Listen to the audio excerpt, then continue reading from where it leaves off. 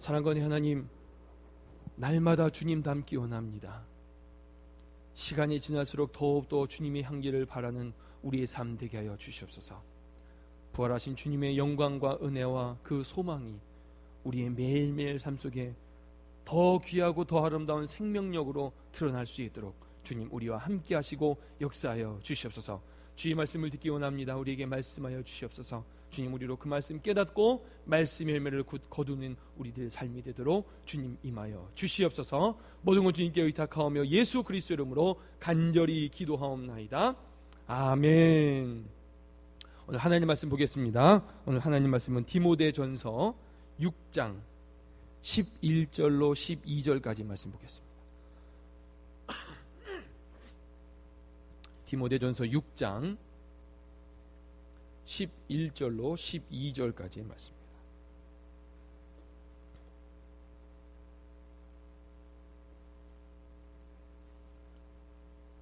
말씀이 짧으니까 우리 다 같이 한 목소리로 함께 봉독하겠습니다. 시작. 오직 너 하나님의 사람아, 이것들을 피하고 의와 경건과 믿음과 사랑과 인내와 온유를 쫓으며 믿음의 선한 싸움을 싸우라. 영생을 취하라. 이를 위하여 내가 부르심을 입었고 많은 증인 앞에서 선한 증거를 증거하였도다. 우리 다시 한번 읽습니다. 오직 너 하나님의 사람아, 이것들을 피하고 의와 경건과 믿음과 사랑과 인내와 온유를 쫓으며 믿음의 선한 싸움을 싸우라. 영생을 취하라. 이를 위하여 내가 부르심을 입었고 많은 증인 앞에서 선한 증거를 증거하였도다. 아멘. 할렐루야. 오늘 망설이지 말고 지금 하세요. 망설이지 말고 지금 하세요라는 제목으로 함께 하나님의 말씀 나누겠습니다. 오늘 11절과 12절에 제가 강조하고 있는 단어는 오직 너 하나님의 사람아 라는 이 호칭과 더불어 12절에 믿음의 선한 싸움을 싸우라입니다. 11절과 12절을 그래서 연결하면 어떻게 되죠? 오직 너 하나님의 사람아, 믿음의 선한 싸움을 싸우라, 이렇게 연결될 수 있겠죠. 이것이 오늘 주제입니다. 믿음의 선한 싸움을 싸운다는 의미가 결국 승리한 사람들은 망설이지 않고 주저하지 않고 지금 할 수 있는 힘을 거기서 얻기 때문에 그렇습니다. 저는 아직도 그때의 감격이 기억이 납니다. 언제가 제가 여러분에게 말씀드린 적이 있는데 유스 위더 미션이라는 선교 단체가 있습니다. 한국에서는 예수전도단이라는 YWAM이라는 예수전도단이라는 그 선교 단체를 설립한 분이 계세요. 로렌 커닝햄이라는 목사님인데 그분이 한국에 오셨습니다. 그때 제가 대학생이었었습니다. 군대를 갔다 와서 이제 있었을 텐데 그때 이제 그분이 강의하셨어요. 전 집회를 그분이 다 강의했어요. 옆에 원 베네딕트 선교사님이라고 영어를 아주 잘하시는 우리 선교사님이 계십니다. 지금 옛날에 킹스키즈라고 그 아이들 사역을 하시던 분인데 이제 청소년 청년 사역으로 옮기신 그분이 이제 동시 통역을 하셨습니다. 기억나는 건 그것입니다. 설교하신 다음에 제일 마지막에 그거였어요. Then do it. 그러면 해라. 근데 공교롭게도 이 말씀이 선교 한국이라는 그 수련회에 대해서 막 주제 강연이 끝난 다음에 마지막 그 선교사 하신 말씀도 그거였어요. Then do it. 알았느냐? 깨달았느냐? 발견했느냐? 찾았느냐? 그러면 그렇게 하라. 그거였습니다. 그렇게 하는 것이 믿음이고 그렇게 하는 것이 열매 맺는 첫 걸음이라는 것입니다. 어떤 수많은 내용들을 알고 발견하고 깨달은 것보다 더 중요한 것은 우리가 알고 발견한 그 한 가지 진리를 붙들고 살아가는 것입니다. 중요한 것은 한 가지 진리를 붙들고 살아갈 때 다른 진리도 함께 겸하여 가게 되는 것입니다. 바꿔 말하면 알기만 많이 알고 어느 것도 실천하지 않는 믿음의 신앙은 그런 사람은 말씀으로 살아갈 수 있는 여지가 없다는 것입니다. 우리가 알고 있는 단 하나의 말씀이라도 붙들고 주님, 이것이 하나님께서 내게 주신 말씀인 줄로 믿습니다. 제가 이 말씀대로 살겠습니다. 라고 결단할 때야 비로소 하나님의 능력과 하나님의 은혜가 그로부터 시작되는 것입니다. 말씀을 하나 지키다 보면 이 말씀도 지킬 수 있겠구나, 이 말씀도 지키게 되고 이 두 개의 말씀 지켜서 이런 축복을 얻으니 하나님, 내가 이 말씀도 지키겠습니다. 점점점 자석을 대면 쇳가루가 모이는 것처럼 말씀이 우리 삶 속에 큰 통로가 되고 길이 돼서 가는 것입니다. 그런데 듣기는 많이 듣고 깨닫기는 많이 듣는데 여전히 주저하고 있는 사람들은 어떻게 될까요? 고인물은 썩게 되는 것입니다. 계속적으로 도전하고 시작해서 그 물꼬를 틀 때 더 큰 물줄기로 하나님께서 부어주시는 그 물이 바다를 이루어 나가듯이 쫙 나갈 수 있는 것입니다. 그 시작은 한 걸음 한 걸음 내딛는 것, 알고 있는 하나님 말씀을 실천하는 것, 그것에서부터 시작하는 것입니다. 믿음의 선한 싸움은 세상의 가치관과의 싸움인 것 같습니다. 세상 사람들이 말하는 것, 세상 사람들이 정의하는 성공, 세상 사람들이 말하는 행복, 그런 것들과의 정면 싸움인 것 같습니다. 오직 너 하나님의 사람아 믿음의 선한 싸움을 싸우라라고 제가 11절과 12절을 정리했는데, 문제는 이 선한 싸움을 해야 한다는 사실까지도 압니다. 아는데 우리로 하여금 주저하게 하는 이유들이 있다는 것입니다. 믿음의 선한 싸움을 싸워야만 결과를 얻는데, 싸워야만 그 노획물을 얻게 되는데, 싸우지 못해서 얻지 못하는 건 아닙니까? 싸워야 되는 것입니다. 그걸 알아요. 그런데 우리로 싸우지 못하게 주저하는 두 가지 이유를 제가 찾아봤습니다. 첫 번째는 하나님을 향한 믿음이 약해질 때 우리가 주저하게 되는 것 같습니다. 하나님을 향한 믿음이 약해질 때 우리가 주저하게 됩니다. 이렇게 말하는 것이죠. 꼭 이렇게까지 해야 되나? 두 번째, 이렇게 하는 게 정말 맞는 건가? 세 번째, 그럼 옛날에 하던 대로 하면 안 되는 거야? 네 번째, 나 혼자 너무 유난 떠는 거 아닌가? 라고 생각하는 것입니다. 언제요? 하나님이 새로운 마음을 주시고 새롭게 깨닫고 새로운 어떤 흥분과 감격이 있을 그때, 잠시 잠깐 멈칫하면 믿음이 약해 떨어질 때 사단이 우리에게 하는 말이죠. 야, 꼭 이렇게까지 해야 돼?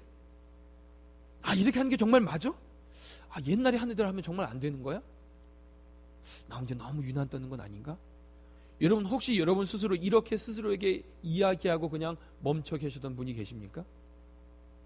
우리 일반적인 모습인 줄도 모르겠습니다. 도전은 받고 깨닫긴 깨달았는데 우리 속사람이 계속 우리에게 그렇게 말하는 것이죠. 그냥 하던 대로 해, 그렇게 말하는 거죠. 결국 그래서 새로운 도전으로 한 걸음을 내딛지 못하게 하고 그냥 그 자리에서 멈칫하게 만드는 것입니다. 목적이 끊은 41일 22일차를 보면 이 내용이 있습니다. 그리스도와 닮아가는 데 초점을 맞추려면 문화를 거스르는 결정을 내려야 한다. 그렇지 않으면 친구, 부모, 동료, 그리고 문화와 같은 힘이 우리를 그들의 모습으로 만들려고 할 것이다. 기억나십니까? 22일차에 쓰는 말씀 기억나십니까? 우리가 그리스도를 닮아가려고 노력한다는 순간 그 믿음의 결단은 어떤 의미냐면 세상의 문화와 싸우는 것을 의미한다는 것입니다. 왜 그렇다 그랬죠? 성경은 하나님 중심이고 세상은 나 중심이니까 그렇습니다. 중심 자체가 틀린 곳에서 시작하기 때문에 이것이 함께 갈래야 갈 수가 없는 것입니다. 한 사람이 두 주인을 섬길 수가 없다라고 말씀하신 것처럼 하나님으로부터 시작된 것과 나 자신으로부터 시작된 것은 함께 만날 수 있는 그 점이, 합일점이 없는 것.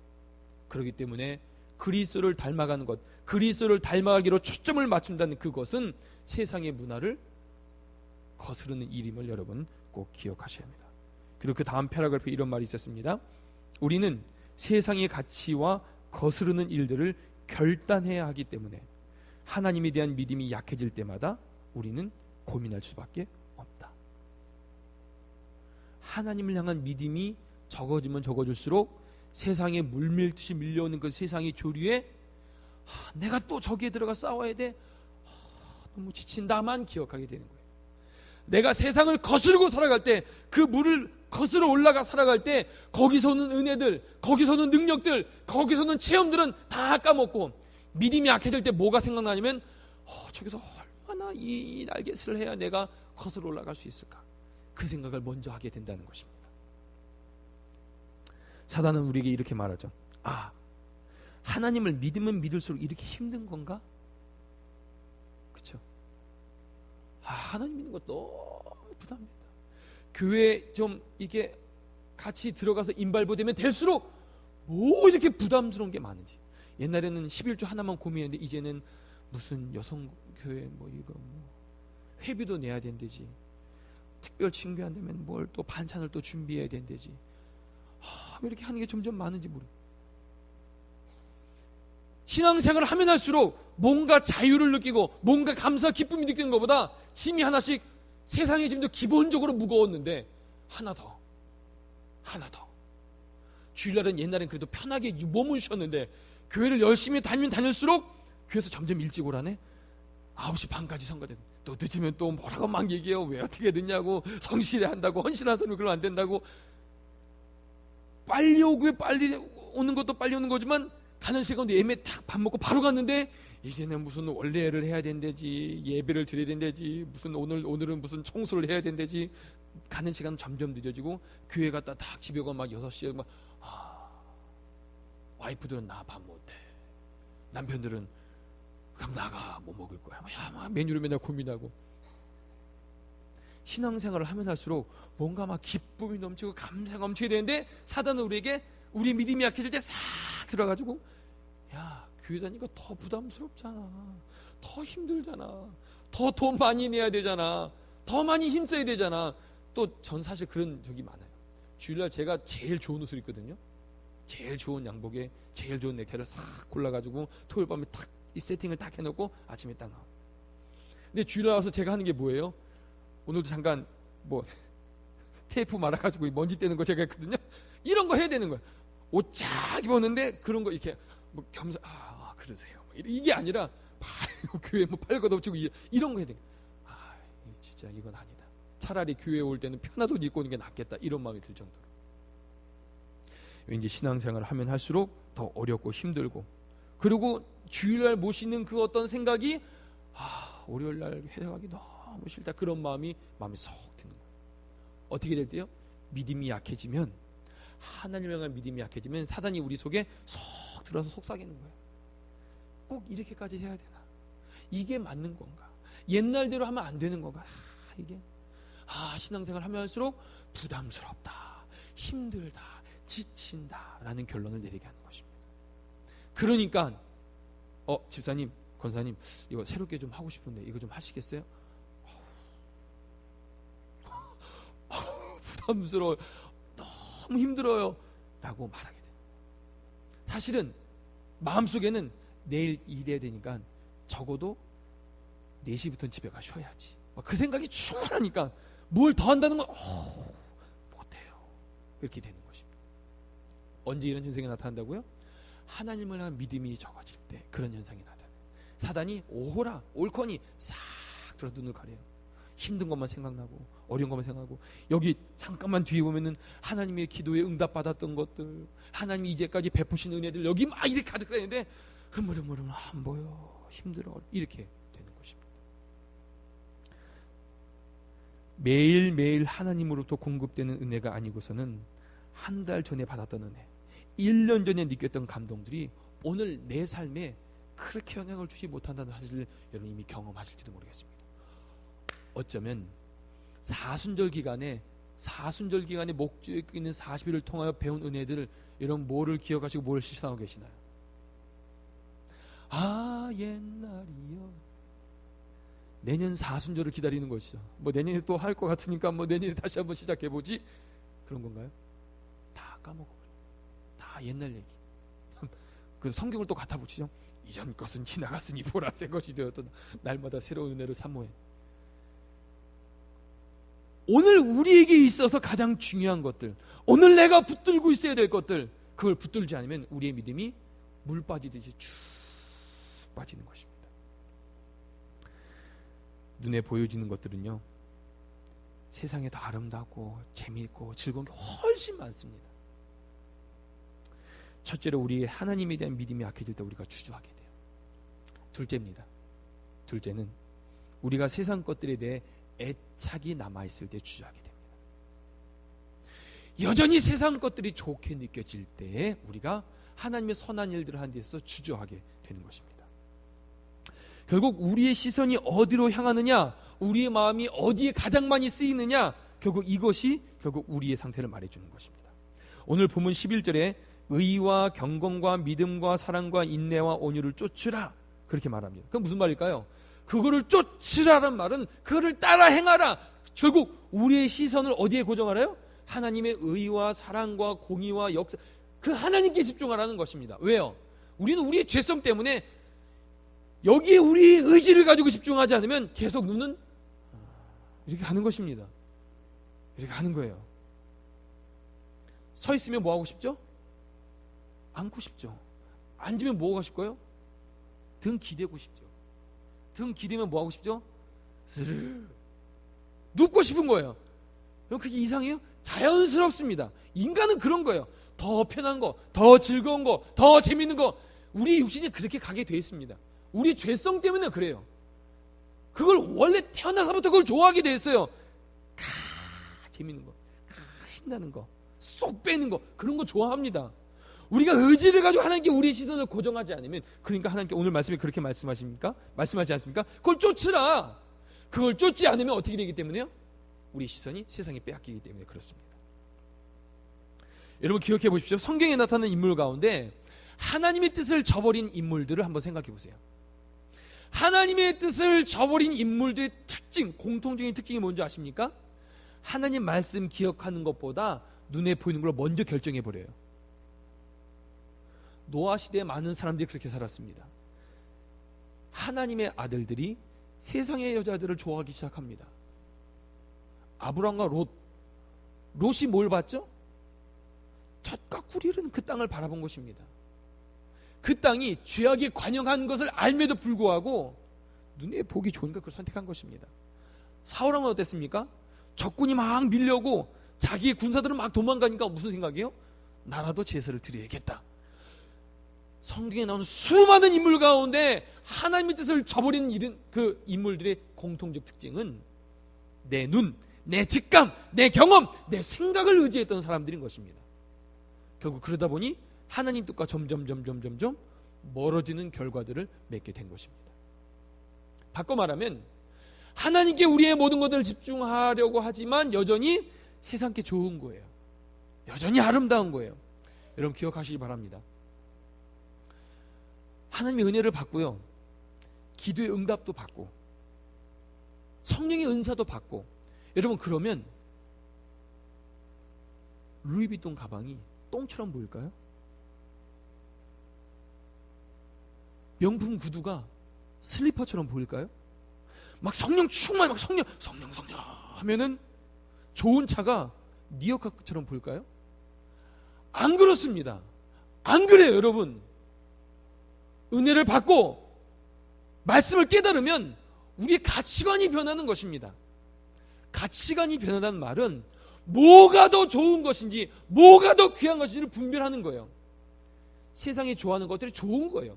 하지만 그보다 더 좋은 것을 발견했기 때문에 썩어질 것에 대해 우리의 마음을 거기서 두고 끝내는 것이 아니라 하나님의 것들을 과감하게, 즐겁게, 기쁨으로 선택할 수 있는 것입니다. 은혜 받으면 세상에 좋은 것들이 후져지는 게 아니에요. 좋은 건 좋은 겁니다. 좋은 차는 좋은 차고, 좋은 옷은 좋은 옷이에요. 좋은 백은 좋은 백인 것입니다. 다만 그보다 더 좋은 가치를 발견하는 것입니다. 가치관이 변하는 것이 성령 받으면 멍해져가지고 뭐 그게 좋나 이게 좋나 분별력이 흐려지는 게 아닌 것입니다. 성령 충만을 받으면 분별력이 더욱더 날선 검처럼 되어서 세상에 썩어질 것과 영원한 하나님의 것들을 분별해서 그것들을 선택하는 것입니다. 아멘이십니까?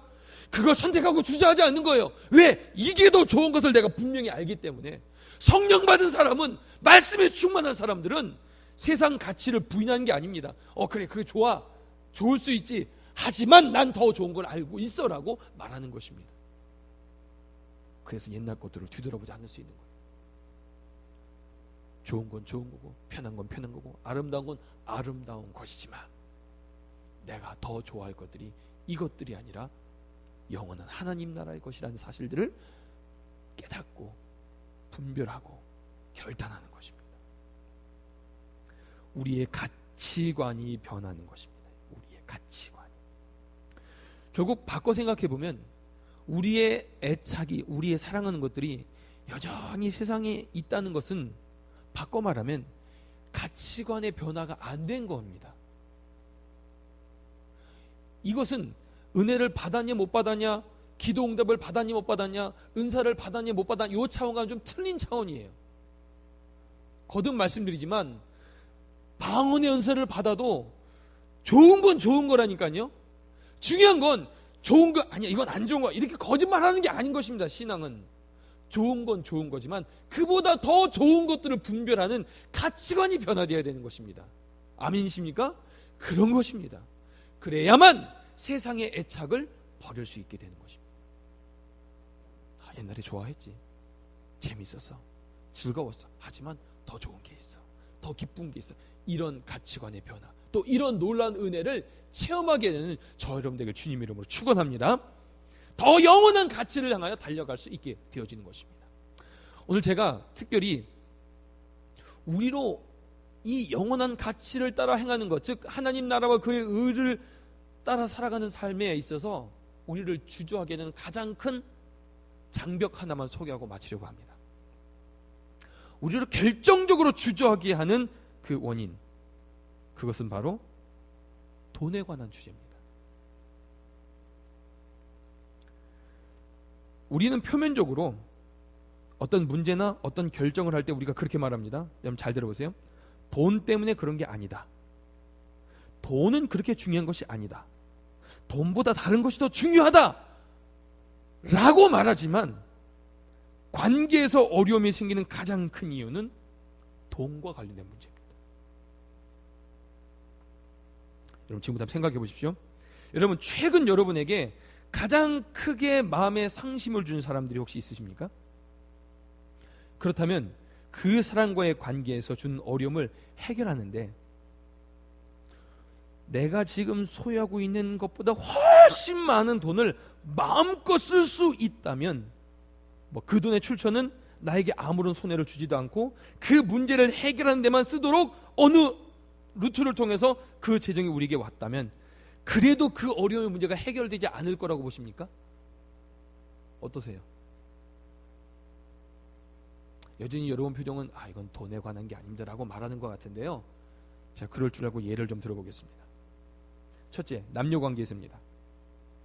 남녀관계든 혹 부부관계에 있어서 돈의 사용처에 대한 의견 차이, 돈을 어디에 써야 된다, 이게 맞다, 이게 이런 돈의 사용처에 대한 의견 차이는 언제든지 불화의 씨가 될 수 있습니다. 예를 들면 나에게는 돈을 잘 쓰지 않은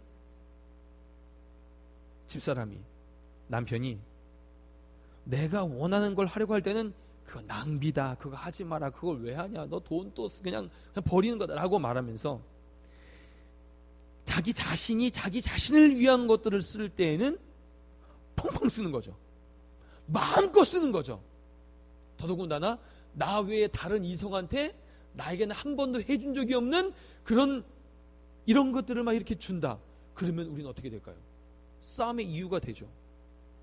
나한테는 그 H마트에서 장 좀 더 번다고 그렇게 타박하는 저 남자가 누구한테는 저런 거를 막 줘? 경험이 없으신가요? 여러분 그럴 때 남녀관계 싸우는 이유가 돈 때문에 생깁니다. 아니라면 다음 이유로 넘어갑니다. 고용인의 입장에서, 즉 인플로이 입장에서 주인이 자신에게 돈 주는 것을 언제나 짜다고 생각할 수 있습니다. 일하는 사람 입장에서는 주인은 나처럼 일을 하지 않으니까 내가 얼마큼 힘든지 몰라라는 생각이 고용인들, 인플로이한테는 있죠. 내가 주인만큼 일을 더 열심히 한다고 생각할수록 이런 마음은 더 큰 것입니다. 그래서 그때 주급이나 월급에 대해서 주인이 갑자기 원래 줘야 될 어떤 그 급여에 대해서 뭔가 이유를 대고 뭔가 이런 어떤 상황이 우리 가운데 발생됐을 때 우리 마음 어떻습니까? 어려워지는 거예요. 근본적 이유는 뭐라고요? 돈. 이 경우도 없으신가요? 세 번째, 고용주의 입장에서 직원이 실수를 해서 회사에 손해를 주었다든지 혹은 언젠가 이거 해라고 말했는데 그거를 제때 하지 못한다든지, 어느 날 딱 보니까 그냥 놀고 있는 것을 발견했다든지, 몸이 약해서 뭔 일을 좀 시키려면 제가 어디가 안 좋았어요, 뭐를 일을 시킬 수 없는 상태라든지, 그러면 고용주 입장에서는 고용인에 대해서 이런 대우, 즉 월급이나 주급을 주게 될 때 무슨 생각을 할까요? 야, 이 돈이 아깝다, 차라리 누굴 썼으면 하는 생각이 들 수 있을 것입니다. 돈에 관련된 문제라는 것입니다. 고용주든 고용인이든 남녀 관계든 이유는 다른 거예요. 다르게 표현될 수 있어요. 근데 그 근본의 제일 깊은 뿌리에는 뭐가 있어요? 고용주는 내 돈을 너한테 더 주기 아깝고, 고용인은 돈을 더 못 받아서 속상한 것이고요. 남녀 관계에서는 나에게 안 해준 걸 남에게 해준 게 속상한 거예요. 뭐에 관계됐다고요? 돈이요.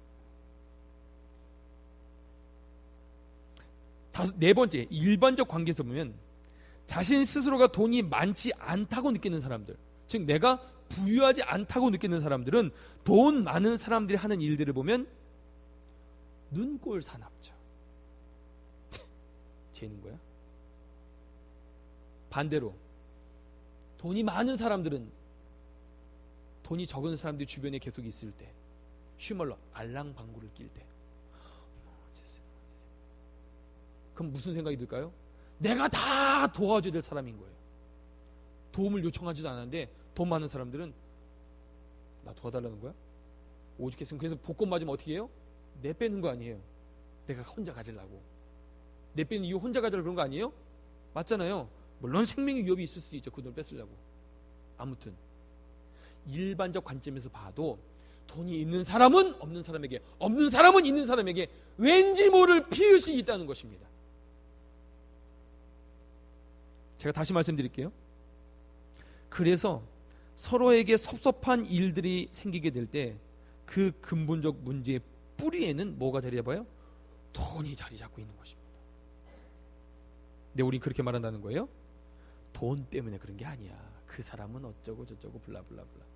돈 때문에 그런 건데요, 더 주기 아까우니까 더 받으려고.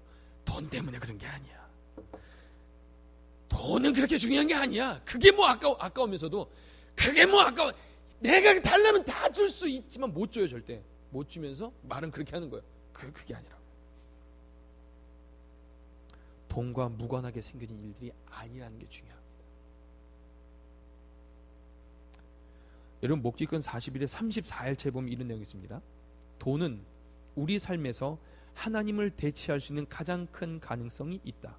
보다 많은 사람들이 그 무엇보다도 물질주의를 신봉하며 곁길로 가고 있다.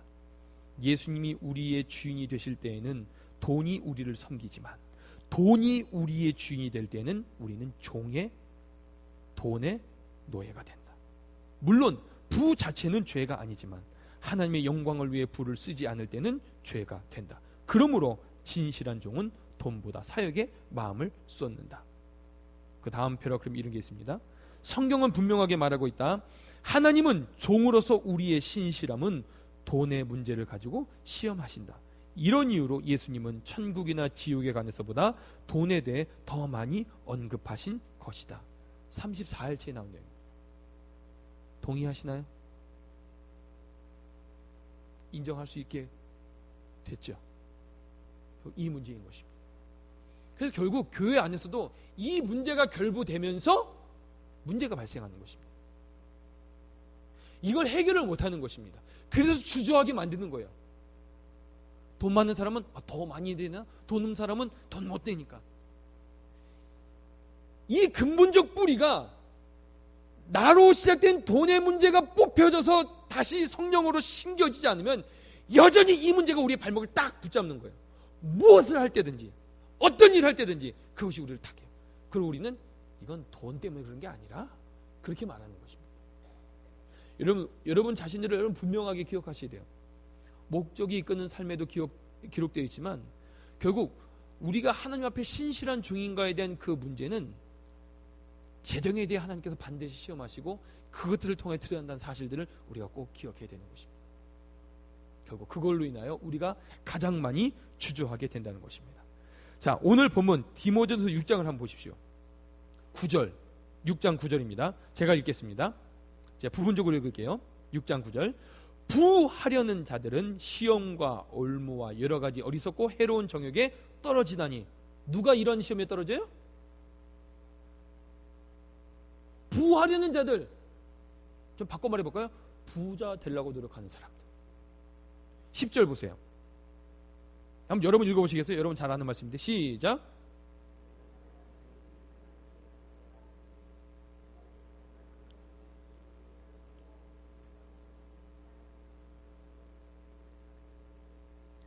여러분, 돈을 사랑한다는 것이 어떤 결과를 낸다고요? 믿음에서 떠난다고요.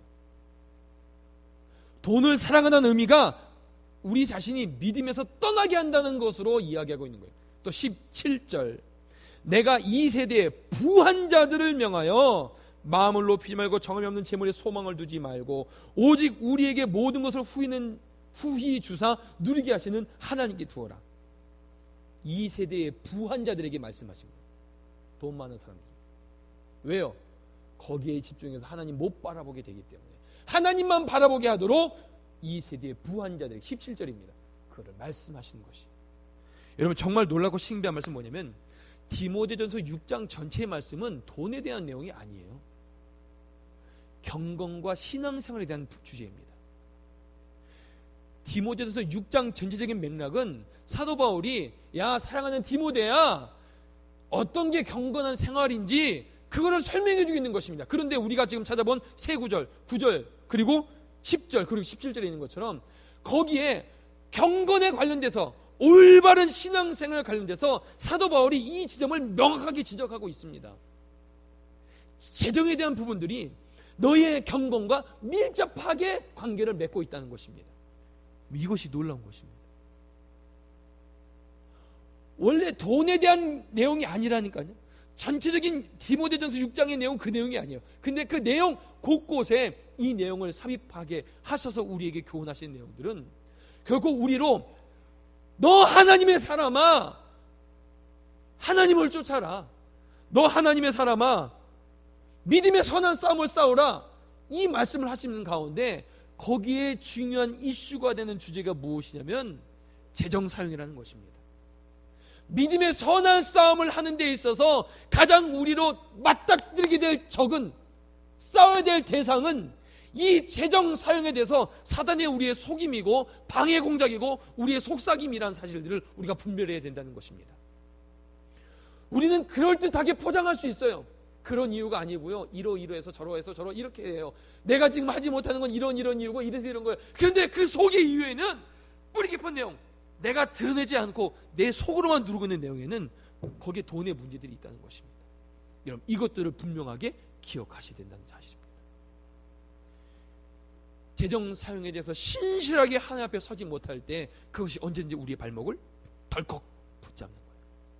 더 이상 나아가지 못하도록 우리를 주저하게 만드는 사실들을 여러분 기억하시길 바랍니다. 예수 그리스도를 닮아가는 삶을 살아가는 데 있어서 반드시 넘어야 할 주제는 재정에 관련된 것이라는 사실을 기억하십시오. 목적이 이끄는 이 40일을 통해서 기록된 것처럼 하나님의 종으로서 우리의 신실함이 돈 문제를 통해서 나타나게 된다는 사실들을 우리가 기억해야 되는 것입니다. 여러분이 하나님의 일들을 하게 될 때 하나님 목적대로 우리의 삶을 살아가게 나가게 될 때 재정의 주인은 하나님이심을 고백할 수 있어야 되는 것입니다. 아멘이십니까? 재정의 주인은 하나님이십니다. 이 사실이 우리로 하여금 하나님께서 우리에게 주신 그 사명들, 감격들, 그 원하는 뜻들을 이루는 데 있어서 가장 중요한 걸림돌이 될 수도 있고 축복의 통로가 될 수 있다는 사실들을 여러분 기억하십시오. 하나님께서 최근 여러분 삶에 도전하여 주신 것들이 혹시 있습니까?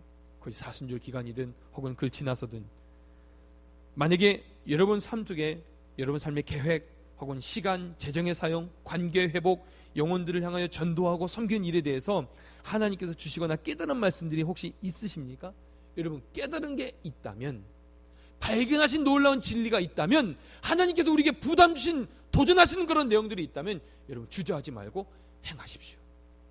지금 우리로 그 생각으로 주저하게 하고 멈칫멈칫하게 하고 내 발을 딱 땅에 디디게 해서 더 이상 한 걸음도 밖으로 나아가지 못하게 하는 그 이유들을 여러분 곰곰이 발견하시길 바랍니다.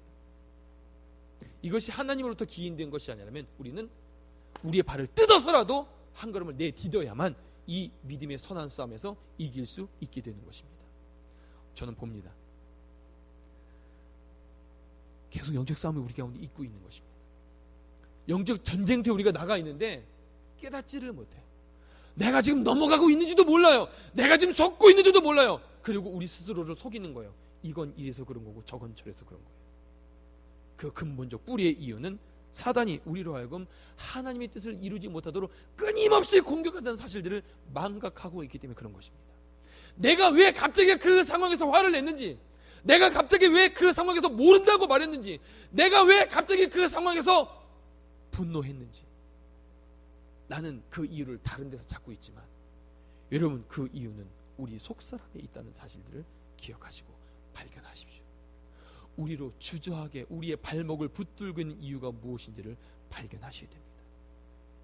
여러분 지금 망설이고 계십니까? 지금 하십시오. 성경은 악하고 게으른 종이라고 말했습니다. 즉 게으른 게 악한 것입니다. 바로 하지 않고 바로 실천하지 않고 사단이 늘 우리에게 속삭이는 거야. 내일 해, 다음 주부터 시작해, 내년 회기부터 해, 우리가 그렇게 말할 것입니다. 하지만 여러분들은 그때마다 그렇게 고백하십시오. 하나님 지금 하겠습니다. 오늘 내게 주신 이 깨달음, 오늘 내게 주신 이 부담감 지금 하겠습니다. 바로 하겠습니다. 그런 믿음의 결단이 우리에게 필요한 것입니다.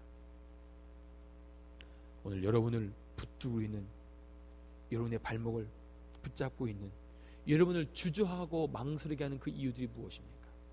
오늘 시간 그런 부분들을 좀 깊이 기도하기 원합니다. 혹 여러분 삶 속에 제가 대표적으로 한 가지만 얘기했지만 그 어떤 문제로 지정적인 문제가 우리의 발목을 붙잡고 있다면 여러분 나사렛 예수 그리스도 이름을 끊으십시오. 모든 재정의 주인은 하나님이십니다라고 고백하십시오. 내가 지금 머리 쓰고 생각하고 계획하고 하는 것들로 우리의 삶의 문제들을 다 막을 수가 없습니다. 또한 새롭게 다가올 문제들 우리가 예측하고 미리 준비할 수 있는 지혜도 없고 능력도 없습니다. 하나님을 의지할 때에만 그 모든 것을 넘을 수 있는, 돌파할 수 있는 능력이 거기에 있는 것입니다. 오늘 여러분들을 붙잡고 있는 것이 무엇입니까? 망설이지 말고 지금 하십시오. 생각하지 말고 말씀하신 그 말씀 붙들고 바로 하십시오. 그럼 그것은 하나님이 시작한 일이시기에 하나님이 책임져 주실 줄로 믿습니다. 오늘 그 하나님의 승리하심을, 그 응답하심을, 그 놀라운 체험을 경험하시는 저 여러분의 삶이 되게 주님의 이름으로 축원합니다. 함께 우리 기도하겠습니다. 오늘 시간 우리 스스로를 좀 돌이켜보기 원합니다. 오늘 나를 주저하게 하고 내 발목을 붙들고 나로 멈칫멈칫하게 하는 그 이유가 무엇입니까? 나로 하나님께 온전히 내 삶을 드리지 못하게 하는 것들이 무엇입니까? 나를 계속 속이고 있는 것은 무엇이죠? 여러분 사단이 여러분들을 어떻게 좌절시키고 있습니까? 어떻게 여러분의 강한 의지를 꺾고 있나요? 여러분 가족들로부터 시험이 오고 계십니까? 여러분 경기가 넘어리고 기름값도 오르고 재정적인 이유가 여러분들을 주저하게 하고 있습니까? 친하고 관계를 잘 맺었던 사람들의 관계가 틀어지는 이유들로 여러분 주저하게 되고 있습니까? 여러분 예수 그리스도의 이름으로 선포하며 나아가십시오. 주님께서 붙들어 주실 것입니다. 지금 우리가 망설인다고 일이 해결될 수 있는 것은 아무것도 없습니다. 지금 우리가 믿음으로 선포하고 행할 때 우리에게 깨닫게 하시고 말씀하신 하나님의 그 뜻을 이루게 되는 것입니다. 우리 다 함께 기도하기 원합니다. 주님, 나로 망설이게 하고 나로 주저하게 하고 있는 모든 문제들로부터 자유하게 하여 주시옵소서. 승리케 하여 주시옵소서. 하나님의 열매를 거두는 우리 되게 하여 주시옵소서. 함께 우리 시간 주여 한번 외치고 우리 간절히 기도하겠습니다.